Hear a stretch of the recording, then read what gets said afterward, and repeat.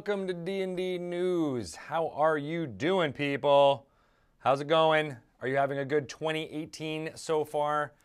Did you think that you were going to wake up today and you're going to be like, it's 2018 today? Did you think that? Because I didn't. I thought it was 2019 today. I've been thinking so much about all the cool Dungeons & Dragons stuff that we're going to be doing in 2018 for so long that my mind went to the next year and I was like, it's 2019 already. Let's celebrate it up. So happy 2019 to you who are crazy like me. How's it going out there, folks? Can you hear me all right? Everything good? Yes. Awesome. I'm really glad to hear that Dilla Gaffern got the stuff from our raffle. I'm so excited about that. That's awesome. Did everybody else get everything that they wished for this holiday season? Did you get any dry skin? Because that's what I got here. Pretty bad. I don't usually get the dry skins, but I had this Peppermint hand soap that I got for my wife, and I just liked the smell of it so much. I'm a big mint fan, those of you out there. So I wash my hands all the time, and then now I have like crazy broken dry skin. But the good news is that I also got some peppermint hand lotion, and I can put that on, so it's like there's peppermint levels. There's levels of peppermint that are happening here. But the problem is that the lotion is so chock full of sugars and other things that there's broken skin on my fingers. So then when I put the lotion on, it actually hurts. Real pain. So yeah, that's been my couple of weeks. Can you tell I've been a little bit crazy? I've been with in-laws, bless their souls, in my house for the last about 15 days or so. And it's been a little bit cray-cray up in the Tito household, I'm not going to lie. But I'm excited to get back into the office, mostly to get away from the in-laws. But also because of Dungeons & Dragons, because there's a lot of fun stuff happening here on the Dungeons & Dragons Twitch channel. I'm so glad you guys are back for this new year. We have an amazing show of Dice Camera action tonight. All four of the Waffle Crew will be here, including Chris Perkins, and special guest Matthew Lillard will be rejoining for this episode today. He plays a tabaxi named Bag of Nails, which you met in the last episode right before the holidays, and he is returning. If I remember correctly, there is a very large red dragon, Klauth, who will be also appearing in this episode. If you don't know, if you're confused about Klauth, go check it out. There's an awesome Forgotten Realms wiki that has Worms of the North on there. But there's also a Lore You Should Know episode, segment from an episode of Dragon Talk, the podcast I host from a few weeks ago, which also detailed some of the good dragons of the North, the metallic ones, as well as the bad dragons, evil ones, the chromatic dragons, and we talk about Klauth in that one too. I believe his nickname is Old Snarl. That's right, because he's old. He might actually be the oldest dragon in the Forgotten Realms mythos. A gargantuan, I was going to say huge, but no, he's not just huge. He's gargantuan, maybe even colossal in size. Very big. The Wizards of the Coast made a colossal red dragon miniature at some point, and it was, the base of it was about this big. We have a few of those here in the office, which I've seen. Actually, I had a friend in New York City who owned one of those too, and pulled it out on a rare and fun, amazing occasion. This Klauth that is going to be on the Dragon on Dice Camera Action may be larger than that even. You may not even have a miniature that is the correct size if you have that thing. Crazy, right? Hi there, Slit518. How's it going? I'm Greg Tito. Nice to meet you. I am here warming up the crew for Dice Camera Action, which will be starting in about 40 minutes now. Glad to have you here on the channel. So welcome. I know a lot of folks were binging Dice Camera Action over the break. I myself got to watch a few extra episodes, as well as some other fun stuff like Sagas of Sundry, as well as The Crown. We watched a lot of The Crown. Have you guys seen this on Netflix? It's pretty good. It's all about the British monarch in the 50s, which is a period of time you don't hear about a lot from the Brits. So it's been very interesting. There's a there's a season 2 out now, which I think we're going through now, which has been pretty fun. And interestingly enough, I don't know if you guys play this game. It's called Twilight Struggle. It is a GMT game, which is like a hardcore kind of war game strategy brand out there. I don't know why I'm shilling for GMT games, but they make an awesome game called Twilight Struggle, and like 2 of the cards that are in that game directly related to a few episodes from season 1 of the Netflix show The Crown. So pretty interesting. I think one of them was called the Suez Crisis. One was Nasser, who is the president of Egypt at the time. But yeah, the real events out there. I didn't even realize, how impactful those real events were until I was watching that show. But I digress very much. Oh, no, I haven't seen Bright yet, actually, Random AK. I wanted to see Bright, but I didn't get a chance to. Most of the people, as the aforementioned in-laws were in the house. I don't know if they would be down with watching that. Instead, we got the other one. But no, I'm excited to watch it and to see how it turned out. I was excited about the premise of it a lot. The fact that there was orcs and elves invading a Los Angeles-type city was a pretty cool premise, and I wanted to see how it played out. Even if it is a quote-unquote not good movie, I still wanted to see it for that reason alone. Because, let's face it, a lot of the movies that we loved as kids and as adults are just not good, right? But doesn't matter because we can love them anyway. There's good qualities in them. We can see them going through, even though maybe objectively we know they might be not too awesome. But whatever. We shall see. I think Bright could be interesting. So, speaking about the D&D Twitch channel, we got lots of fun stuff happening. Over the course of this week, I mentioned Matthew Lillard is guesting on Dice Camera Action. We also have Sirens of the Realms starting up at 6 p.m. tonight. If you guys haven't watched this, please do. It is amazing. Satine Phoenix leads this group of all-female bards as they tromp through Chult. There's live music. It's really good. It's really worth your time, and I love the kind of stuff that they're doing with it. So please go check that out. It's after Dice Camera Action tonight. Then tomorrow we have Misclicks, D&D Risen is playing with the Dungeon Master Curtis Weeb is there, as well as some of our friends Britt Weissman, Kelly Link, Koibu, and Danny Hartel is joining that cast. Is that true?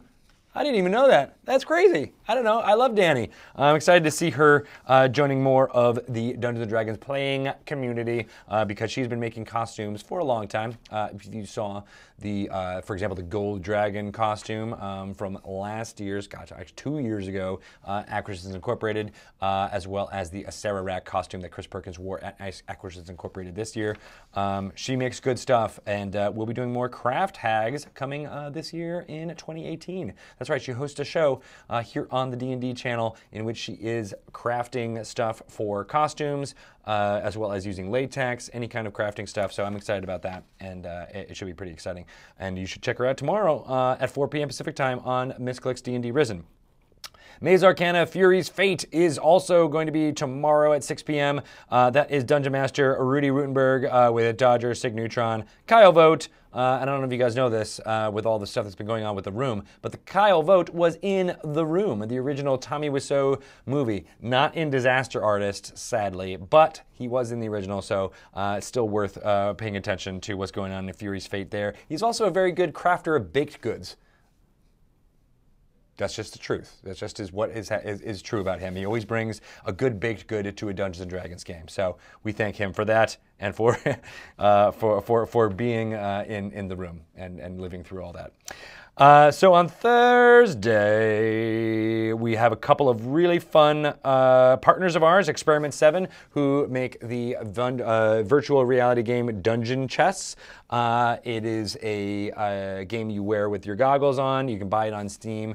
On Samsung Gear, as well as, what's the other big VR platform that's out there?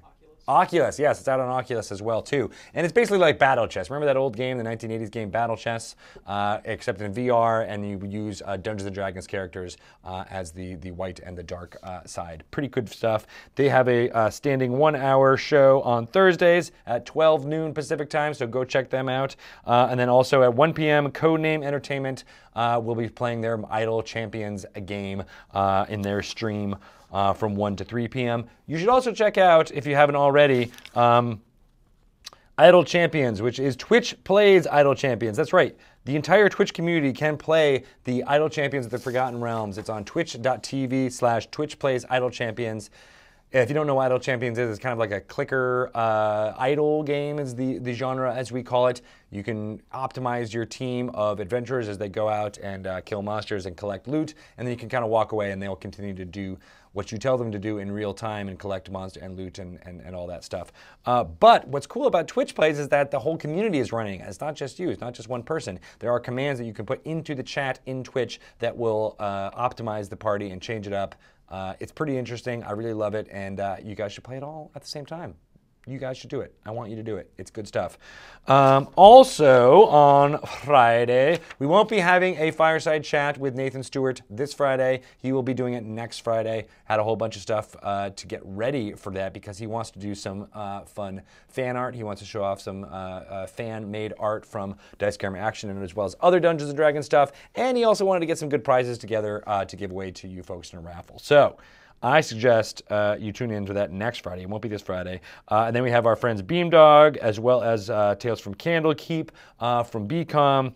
Roll20 presents Tomb of Annihilation. Adam Coble, the Dungeon Master there, has been running the people in his cast through a Roll20 version of Tomb of Annihilation using all that stuff there. It's really good, and I love the storytelling that has been going on, and I suggest you check that out. And then, of course, we have the return of Dragon Friends. Our Australian comedians will be doing their thing at 5 p.m. on Friday. Have you guys watched Dragon Friends? You got any Dragon Friends fans in the chat right now? Because I quite dig them. Did I call it Dragon Chess? I meant to say Dungeon Chess. Thank you, Pelham. You're a good person. Shout out to Pelham Green, everybody, who is the Meister behind the D&D channel in chat right now. Keeping us all real, if you know what I'm talking about. And yes, Ink Gypsy, you were asking about what's going on in Dragon Talk, right? I printed it out so that I can talk to you about it. Isn't that crazy? So yeah, next, I'm gonna be doing this a lot more and keeping Dragon Talk a little bit closer to when we broadcast it. So we've been off a couple weeks. We haven't recorded in a while. We're gonna record on Monday, January 8th. That's gonna start at 2 p.m. Pacific time. And we're gonna start with Joe Trier from the How We Roll podcast. We're gonna Skype him in. And what's pretty cool is that we're going to start doing video conferences with our recordings. Worried a little bit about bandwidth issues, so if they have a bad bandwidth, the audio quality might be too degraded to really use for the audio podcast, but we'll see how it goes. And we just kind of have to try it because I feel like seeing me and Shelly is really interesting. But seeing our guests is so much more interesting, and you get that back and forth a little bit more. So I really want to make that happen. So yeah, that's where we're going to start this year. And then at 3 p.m., we're going to interview Bill Benham and Greg Marks, two awesome folks from the D&D Adventurers League admin team, who is run by Chris Lindsay. We're going to be highlighting a lot more D&D Adventurers League content over the next few weeks in Dragon Talk because I think they've got some really great plans for what they're going to do in 2018. And I also want to make sure everybody here on the D&D Twitch channel knows about what D&D Adventurers League is, so you can make that step from watching here to maybe going to a store or organizing an event on your own anywhere to play through some of that fun content. So the D&D Adventurers League is basically organized play. So there is adventures that is created in a season that tells a complete story. And it is a way to get in with short bite-sized adventures, maybe like 1 to 2 hours or some of the introductory adventures.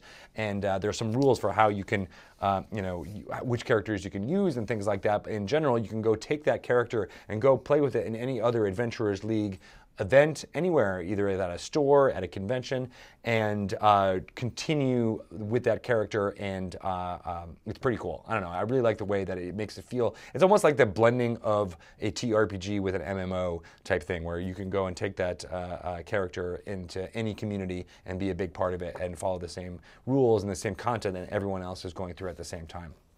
But there's even more exciting things that will be going on with D&D Adventurers League this year in 2018. So we're going to highlight some of that with our first interview next year. And then at 4 p.m. we'll do Lore You Should Know with Chris and Matt. And I think the topics on the slate for next Monday's interviews are Modrons and Slod. Do you know what those are? Do you know what a Modron is? It is, you know what? I'm not even going to tell you. I'm going to wait until you tune in at 4 p.m. Pacific time next Monday, and I'll let the experts tell you. I don't want to tell you. That's my job, is to get the experts to tell you out of what you're saying. So that all makes sense. All right, I'm just scrolling through this here. Oh, hey, thank Link Plays for subscribing. You're a good person. I like everything that you do. And Robin Laura, you've subscribed to Twitch Prime. Thank you so much. I got to make sure I'm subscribed with Twitch Prime before I do this. And you are all doing good. Still haven't seen them Cholt adjacent, the Modron. What do you mean by that, Ink Gypsy? I'm confused. Feywild, what's up? 5 months of watching live. That is pretty intense. You get a 5-month prize, which is a high five, as well as an awesome badge here, which is pretty cool. And if you're looking at what that 6 months badge is, it looks like D&D and Oboe Crazy have the 6 months badge. Oh, hey, Lauren, how you doing? Good to see you. Very cool. You know who made all these awesome things is Emi Tanji. She made all the badges down here in the bottom. So it's really cool to kind of see you come out there. Hey, Kellen, this hat. So I've been trying to figure out where you can get this hat. I want you to get it. It is made by a company.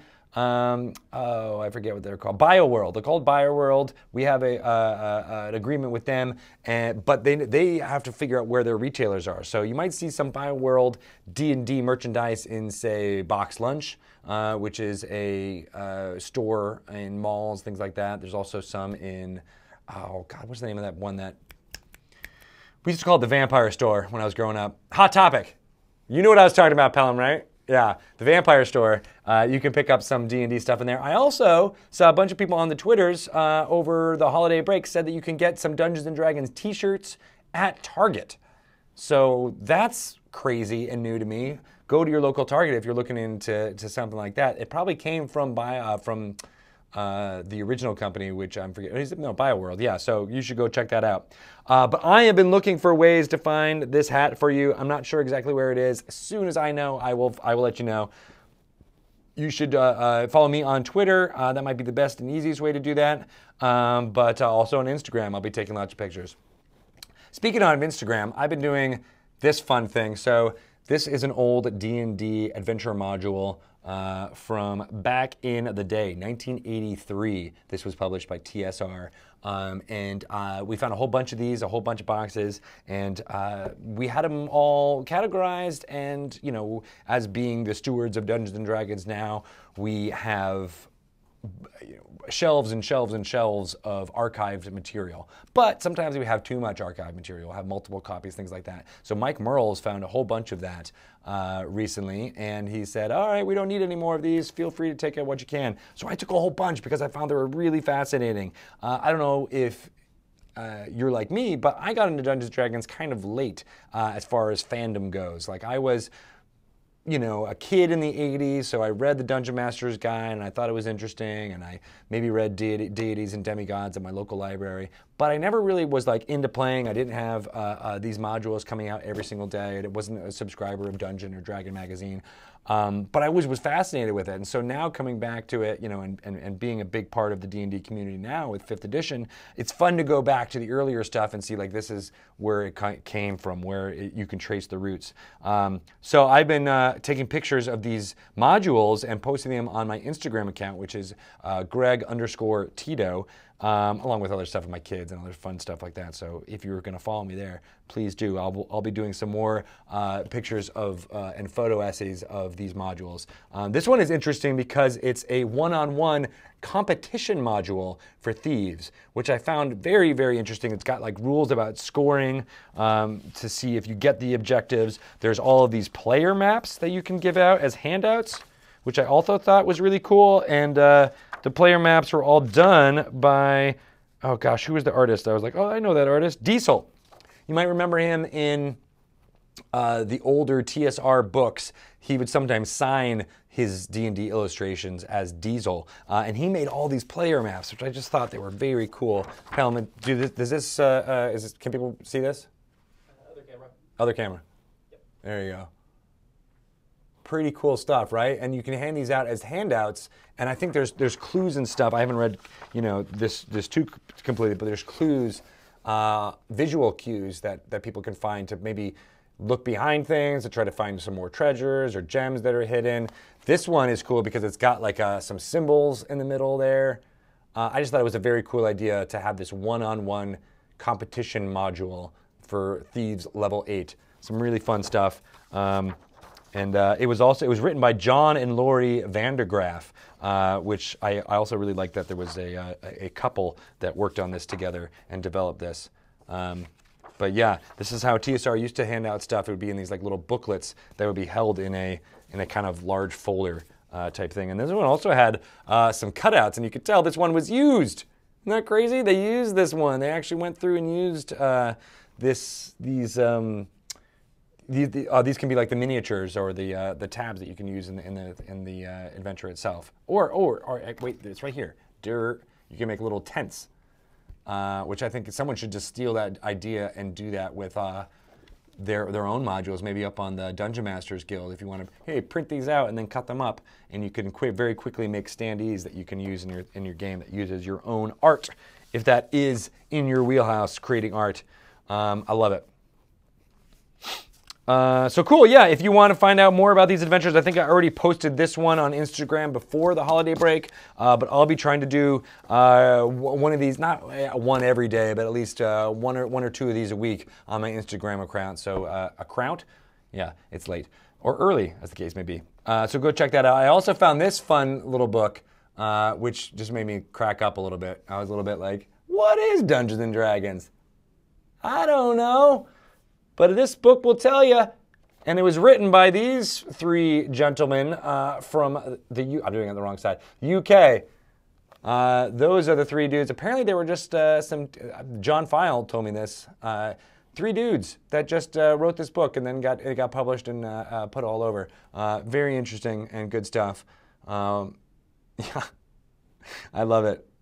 I love it. Those were the people playing in the back in the day, and they were from Eton. You guys, speaking of British royalty, they're from Eton. There's a scene that takes place when the Prime Minister is actually in Eton, speaking to prospective students. Maybe these guys are in there. Hard to say, really.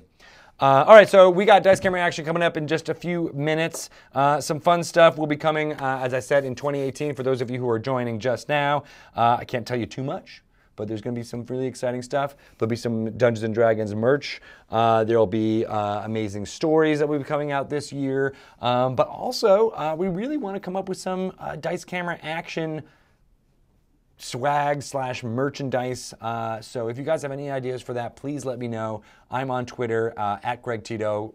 I am very accessible there, so just fire your ideas away at me and let me know what you think. I think, having a crafty Holly Conrad on the cast really helps because she'll create really amazing stuff. There's a lot of other ideas out there. I don't know, do you guys want a Waffle Crew water bottle? Do you want a Waffle Crew waffle iron?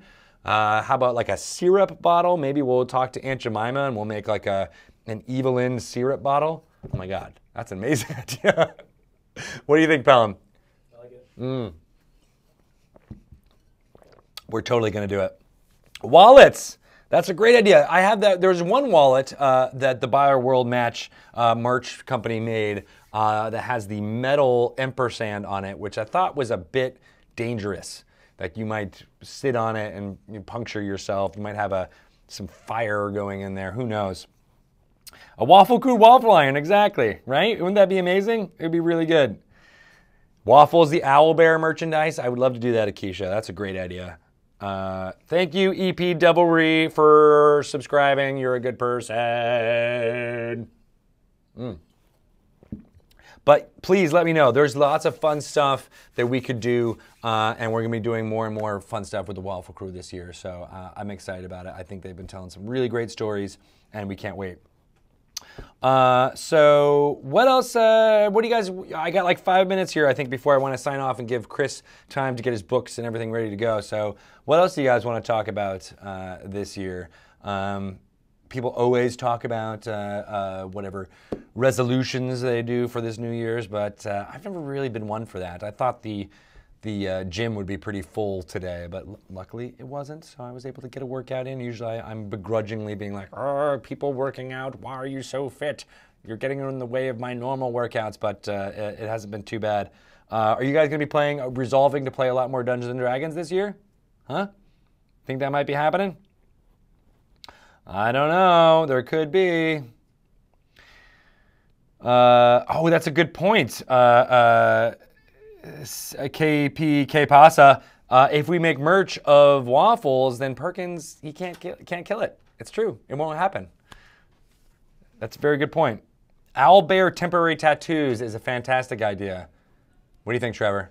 Yeah, we can do that. Getting on it. We're going to do it. We're going to make it happen.